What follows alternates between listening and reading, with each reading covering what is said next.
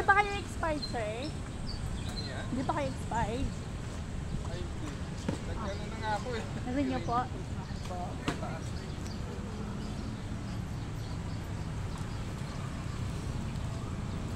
Ma'am, membership card, ma'am. Pwede isa, ma'am. Pwede po isa. 350 ba? Isa? Opo, Pwede isa? pwede po. Pwede mo malaman kung kailan to.